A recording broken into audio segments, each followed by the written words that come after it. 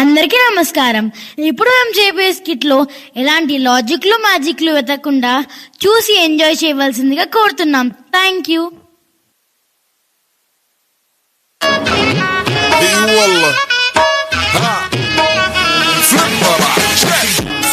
عندي خوش فاصلة يا اخي تفوز والله خوش راك صح يا اخي تفوز عندي خوش فاصلة. అరే తమ్ముడు, మనం ఎప్పుడు ఇలానే కలిసి ఉండాలిరా. మన్నెవరో విడదీరారన్నా. రాకుమారుల వారికి ప్రణామం. ఏంటో చెప్పండి. తూర్పు దేశపు యువరాజు మీకోసం కానుకను పంపించారు. ఏంటా కానుక? వారి దేశంలోనే ది బెస్ట్ చెఫ్ తో చేయించిన బిస్కెట్లను మీకు పంపించారు. ఏంటి బిస్కెట్లకి ఇంత బిల్లప్ప? ఏంటంటే వీటి గొప్ప? ఇవి సాధారణమైన బిస్కెట్లు కావు యువరాజా. ఇంతటి రుచికరమైన బిస్కెట్లు ప్రపంచంలో మరెక్కడా లేవు. వీటి గురించి బాగానే బిల్డప్లు ఇస్తున్నావులే, తిని చెప్తాం ఇది బెస్టో లేకపోతే వరస్టో. వావ్, నైస్, అద్భుతం, అమోఘం. ఇంత రుచికర బిస్కెట్లను నేను ఇంతవరకు తినలేదు. నువ్వు చెప్పిన దానికన్నా 100 రెట్లు అద్భుతంగా ఉన్నాయి. ఆ రాజుగారికి నేను థ్యాంక్స్ చెప్పానని చెప్పు. మా తరపు నుంచి చిన్న బహుమానం కూడా వారికి ఇచ్చే. తమ్ముడు, ఇది నీకు, ఇది నాకు, ఇది నీకు, ఇది నాకు, ఇదొక్కటి నేను తీసుకుంటానే. బిస్కెట్ అంటే నాకు చాలా ఇష్టం. ఆ బిస్కెట్ నాకు ఇవ్వు. ఆల్రెడీ నీకు 3 బిస్కెట్లు ఇచ్చా కదా, ఇది ఒక్కటి నేను తీసుకుంటారా? నీ దగ్గర కూడా ఆల్రెడీ 3 బిస్కెట్లు ఉన్నాయిగా. ఆ బిస్కెట్ అయితే నాకే ఇవ్వచ్చుగా. ఏంట్రా ఒక బిస్కెట్ కోసం ఇంత రాద్ధాంతం చేస్తున్నావు? ఒక బిస్కెట్ కోసం ఎందుకు ఇంత రచ చేస్తున్నావు? మర్యాదగా అడుగుతున్నా, ఆ బిస్కెట్ నాకు ఇచ్చే. నేను మర్యాదగా అడుగుతున్నా, బిస్కెట్ ఇస్తావా అయ్యేవా? ఈ బిస్కెట్ నాది, ఈ బిస్కెట్ నాది, ఈ బిస్కెట్ నాది, ఈ బిస్కెట్ నాది. ఆగండి, ఏంటి గొడవ? చూడమ్మా తమ్ముడు, ఒక బిస్కెట్ కోసం ఇంత పెద్ద కలుస్తున్నాడు. ఒక బిస్కెట్ కోసం చూడమంత గోల చేస్తున్నాడు. అవ్వా, ఒక దేశ విరాజులేండి, ఆఫ్టర్ ఆల్ ఒక బిస్కెట్ కోసం గొడవ పడతారా? ఒరే పెద్దోడా, ఆ బిస్కెట్ తమ్ముడికి ఇచ్చేయి. ఏంటమ్మా ఇచ్చేయాలా? చిన్నప్పటి నుంచే పొద్దున్నే 6ంటికి వెళ్ళేసి అడ్డమైన పనులు చేస్తుంటే వీడు మాత్రం పొద్దున్న 10 వరకు పండుకునేవాడు. వాడు తప్పు చేసినా కొట్టావు, తిట్టావు, అయినా నేను సహించాను. ఇంకా సహించేది లేదు. ఈ బిస్కెట్ నాకే కావాలి. ఒరే చిన్నోడా, నువ్వేనా మాట వినరా? ఆ బిస్కెట్ అన్నయ్యకి ఇచ్చేయి. చిన్నప్పటి నుంచి నీ మాటలే వింటూ వస్తున్నా అమ్మా. వాడు ఆడిపడేసిన బొమ్మలతో ఆడుకునేవాడిని, వాడు వాడిపడేసిన వస్తువులు వాడుకునేవాడిని, ఆఖరికి ఇది కూడా వాడితే. నాకు కనీసం బిస్కెట్ తినే స్వేచ్ఛ కూడా లేదా అమ్మా? నేను ఎవరి మాట విన్ను. ఆ బిస్కెట్ నాదే. ఒరే, అన్నాదమ్ములంటే కలిసిమెలిసి ఉండాలి, ఇలా గొడవలు పడకూడదు. పైగా మీరు యువరాజులు, అందరికీ ఆదర్శంగా ఉండాల్సిన వాళ్ళు. ఒరే పెద్దోడా, నా మాట వినరా? ఒరే చిన్నోడా, నువ్వే నా మాట వినరా? సరే, ఇక్కడే అండి, ఇప్పుడే వస్తా. అసలు అమ్మకి నేనంటే ఇష్టమా, వాడంటే ఇష్టమా నాకు తెలియాలి. ఇందులో తెలియడానికి ఏముంది రాజా? క్లియర్ గా అర్థమవుతుంటేను బోడి బిస్కెటే పెట్టని మీకు రేపు ఈ రాజ్యాన్ని ఎలా కట్టబెడతారు? ఎంతైనా రాజమాతకు అన్నగారి మీదే ప్రేమ ఎక్కువ. అవును యువరాజా, తొక్కలో బిస్కెట్ దక్కని మీకు ఈ రాజ్యం ఎలా దక్కుతుంది? ఎంతైనా రాజమాతకు తమ్ముడు గారి మీదనే మమకారం ఎక్కువ. ఇలా అయితే మీరు ఈ రాజ్యానికి రాజు కావడం ఇంపాసిబుల్. ఇదే గనక జరిగితే మీరు రాజు కావడం మీకు అలా కలగానే మిగిలిపోతుంది. నో, అలా జరగడానికి వీల్లేదు. ఏదేమైనా ఈ రాజ్యానికి నేనే రాజు. నో, ఎవరన్ని ప్రయత్నాలు చేసిన ఈ రాజ్యానికి రాజే అర్హత నాకే ఉంది. ఇలా మీకు మీరే అనుకోవడం కాదు, వెళ్ళి రాజమాతను అడగండి. ఇప్పుడే వెళ్ళి అడుగుతా. అడగడం కాదు, తేల్చుకుంటా. ఇలా మీరు గొడవ పడడం నాకు ఇష్టం లేదు, కాబట్టి ఈ బిస్కెట్ నేను 2 భాగాలుగా చేశాను, తీసుకోండి. ఇప్పుడు మ్యాటర్ బిస్కెట్ గురించి కాదు, అంతకంటే ఇంపార్టెంట్ విషయం మాట్లాడాలి. ఏంటి బాబు అది? ఈ రాజ్యానికి మా ఇద్దరు ఎవరిని రాజుని చేయాలనుకుంటున్నావు? రాజు అంటే పదవి కాదు, అది ఒక బాధ్యత. దానికి ఎవరి సమాధిలో వారికే ఆ సింహాసనం దక్కుతుంది. పెద్దవాడిని, పైగా కండబలం గుండబలం కలిగిన వాడిని. ఈ రాజ్యానికి రాజే అర్హత నాకే ఉంది. నీ కన్నడ బలం బండలెత్తాని తప్ప దేనికి పనికి రాదు. రాజు కావాలంటే బుద్ధి బలం అంటే తెలివితేటలు కావాలి. అవి నా దగ్గర పుష్కలంగా ఉన్నాయి. రాజు అర్హత నాకే ఉంది. ఇలా మీలో మీరే గొడవపడడం కరెక్ట్ కాదు. రాజు అర్హత ఒకరికి మాత్రమే ఉంటుంది.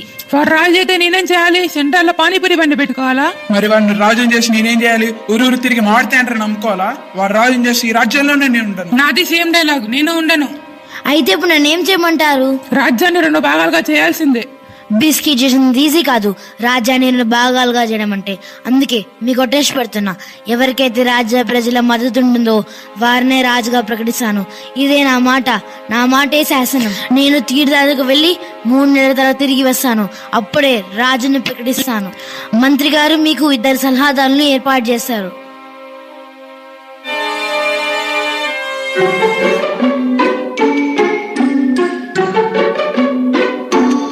జాక్స్పారో గారు, ప్రజల మద్దతు నాకు దక్కాలంటే ఏం చేయాలంటారు? నాకు ఒక ఐడియా ఇస్తారా? ఏముంది రాజా, ప్రజల కోరికలేంటో తెలుసుకొని వాటిని తీర్చామంటే చాలు, వాళ్ళు తప్పకుండా మన వైపే ఉంటారు. మరి వాళ్ళ సమస్యలని మనకు ఎలా తెలుస్తాయి? వెరీ సింపుల్ యువరాజా. ఒక గూఢాచారం పంపి ప్రజల కోరికలేంటో తెలుసుకుందాం. Wow, wonderful idea. వెంటనే ఆ పనిలో ఉందాం, పదండి. యువరాజా యువరాజా, మీ అన్నగారు ప్రజల్లో ఒక గూఢాచారాన్ని పంపి వారి గురించి తెలుసుకుంటున్నాడంట యువరాజా. అవునా? అయితే మీరు కూడా వెంటనే వెళ్ళి గూఢచారిని ఏర్పాటు చేయండి. తప్పకుండా యువరాజా. ఏం వదినా, ఈ రోజు మీ వాళ్ళది ఫంక్షన్ ఉందన్నావుగా, వెళ్ళలేదా? ఏం వెళ్తాలే వదినా. ఫంక్షన్ కి వెళ్ళాలంటే మెడలో చిన్న బంగారు గొలుసు కూడా లేదు. వెళ్ళాలంటే నామోషిగా ఉంది. అందరూ మంచి మంచి నగలు వేసుకొని వస్తారు. ఏంటో వదినా, మన దరిద్రం. ఇంట్లోకి ఇంత బంగారం లేకుండా పోయింది. మనం ఎప్పుడు బాగుపడతామో ఏమో. బంగారం ఎలాగో లేదు, కనీసం బజార్కు వెళ్లి బంగాళదుంపలను తెచ్చుకుందాం పద వదినా. వదినా, ఓ వదినా, ఏంటి వదినా అంత చిరాగ్గా ఉన్నావు? పండగ దగ్గరకు వస్తుంది, కట్టుకోవడానికి మంచి బట్టలు లేవు. ఎప్పుడు ఈ పాత బట్టలు కట్టుకోవాల్సి వస్తుంది. బట్టలంటే గుర్తుకొచ్చింది వదినా, మన రాణిగారిని చూశాను. మెరూన్ కలర్ పట్టు చీర కట్టుకొని, వెంటి నిండా నగలు పెట్టుకొని, అబ్బబ్బా, చూడ్డానికి రెండు కళ్ళు చాలేదంటున్నాము. అంత అదృష్టం మనకు ఎక్కడ లేవదినా. ఆమెదైతే రాజ కుటుంబం, ఎలాంటి బట్టలైనా వేసుకుంటది. మన లాంటి వాళ్ళ వల్ల అయిద్దా చెప్పు? నిజమేలే వదినా, దేనికైనా పెట్టి పుట్టుండాలి. సర్లే గాని కొంచెం కరివేపాకు ఉంటే ఇటీ కూర తాలింపేయాలి. ఓహో, నువ్వు దీనికి వచ్చావా? సర్లే రావదినా, ఇస్తాను. అందరికీ శుభవార్త, అందరికీ శుభవార్త. మన పెద్దవిరాజ్ గారు మన కష్టాలను అర్థం చేసుకుని మనందరికీ తలా ఒక బంగారు నాణాన్ని ఇవ్వడానికి వస్తున్నారు. అదిగో వచ్చేస్తున్నారు మన పెద్దవిరాజ్ గారు. మన పెద్దవిరాజ్ గారికి జై, మన పెద్దవిరాజ్ గారికి జై.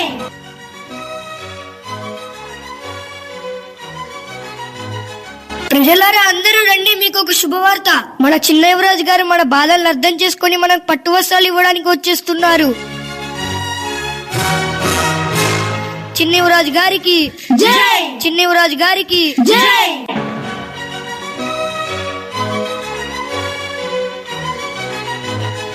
అందరు రండి, అందరు రండి. ఈసారి మన పెద్దవిరాజు గారు 2 బంగారు నాణాలు ఇస్తున్నారు.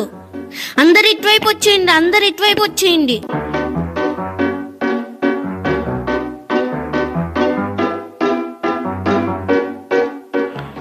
ప్రజలారా చెప్పండి, మీకు ఇంకేమైనా సమస్యలు ఉన్నాయా? నేను తీరుస్తా. బదులుగా ఈ రాజ్యానికి రాజుగా నన్ను ఎన్నుకోండి. ఏదైనా లాంగ్ జర్నీ చేయాలంటే నడిచి వెళ్లాల్సి వస్తుంది యువరాజా. కాబట్టి మీరే ఏదైనా అరేంజ్ చేస్తే బాగుంటుందని మా అభిప్రాయం, అంతే. తప్పకుండా. జాక్స్పారో గారు, వీళ్ళందరికీ తలాక గుర్రం ఇస్తే ఎలా ఉంటదంటారు? అప్పుడు మనం నడిచిపోవాల్సి వస్తుంది. అసలే మన రాజ్యంలో గుర్రాలు చాలా తక్కువగా ఉన్నాయి. మీ అందరు గడిపి నేను ఒక గుర్రం బండిని ఏర్పాటు చేస్తా.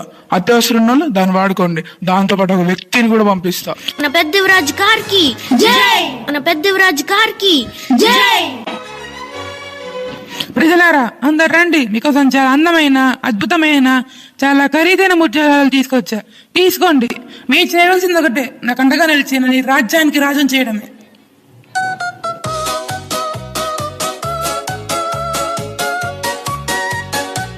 ప్రజలారా, మీకు సమస్యలు గాని కోరికలు గాని ఉన్నాయా?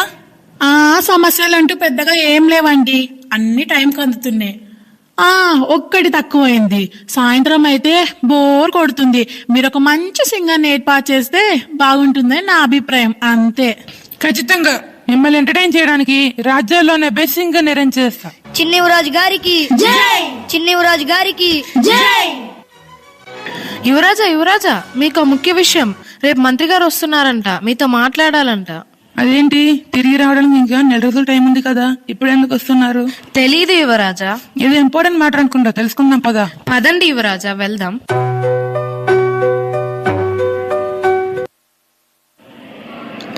ఏంటి యువరాజుల వారు మీరు చేసేది? ప్రజల కష్టాల్లో ఉంటే వారికి ఉపాధి కల్పించి వారికి అండగా ఉండాల్సిన మీరు దానం పేరుతో వారిని సోమరుగా మార్చి ఈ రాజ్యాన్ని నాశనం చేస్తారా? ఉచితంగా ఇచ్చిన దానం వల్ల ప్రజలు సంతోషంగా ఉండరు. అది వాళ్ళలో లేనిపోని ఆశని పెంచుతుంది. మీరు ఉచితంగా దానం చేసిన బంగారం కరిగిపోతుంది, పట్టు చిరిగిపోతుంది, ముత్యాలు కరిగిపోతాయి. కానీ మీరు వాళ్ళ నింపే నమ్మకం ఎప్పటికీ నిలిచిపోతుంది.